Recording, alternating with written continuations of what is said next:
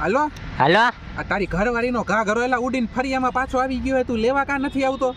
પણ એમાં આટલો બધો ખારો શું થશે? એટલે ભલે ને આવતો રહ્યો છે ઉડીને. એટલે આવતાર એની ક્યાં કરસ અહીંયા? તારો ઘરવાળો હું તારો ઘાઘરો તારી બાયડી તારો એનો ઘાઘરો નહીં લઈ જાય ને ત્યાં મારા ડખા થઈ ગયા બાયડી યારે ઘરમાં. એમાં શું ડખા થાય? તો કહી દેવાનું કે ઉડીને આવતો રહ્યો.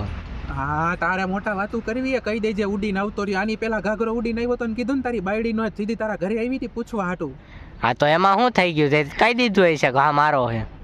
તારી ઘરવાળીને ક્યાં યાદ રહે હે? તું રોજ ઉઠીને નવા ઘાઘરા લઈ આવસ ને એને એમ થયું નહીં હોય એનો તો એમ કહી દીધું ના ભાભી મારો નથી. ઓલી તાર ઘરવાળીની સામે બે ફડાકા મને ચોટાડી દીધા. હા, એ થોડુંક એમાં હવે ઓલું ઘાઘરો થોડોક હું કોકવાર ફાડી નાખું ને એટલે મેં કીધું હા લઈ આવ્યો તો. એટલે તું મને એ નથી સમજાતો, તું ઘરવાળો હોય ને તું ઘાઘરા ફાડી કેમ નાખસ? ઉંદેડો હક પકડી નાખસ? ફાટી જાય ભાઈ, તું નો સમજી, તું મૂક ને તો એ આ કાંઈ વાંધો નહીં, હું હમણાં લઈ જઈશ. એવડા 10 જણા સમાઈ જાય એવડો ઘાઘરો હોય આમ ખોલી તો ઈ ક્યાંથી ફાટે?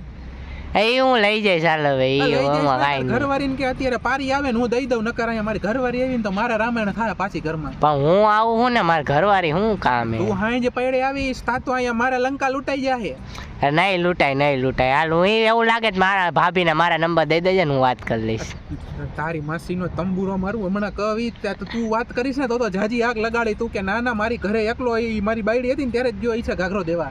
ના રે ના, એવું થોડી ના કહું તારા વિશે યાર. એ મને ખબર હતું હું કે હું કે નહીં, મને બે ફડાકા તેથી તારા લીધે જ લાગેલા છે. ના નો લાગે. હાલ હવે હું લઈ જાઉં. હા તો રાખ ફોન ને હમણાં હરગાવી દે ઘાઘરા ને તારા. એ હાલ. હા.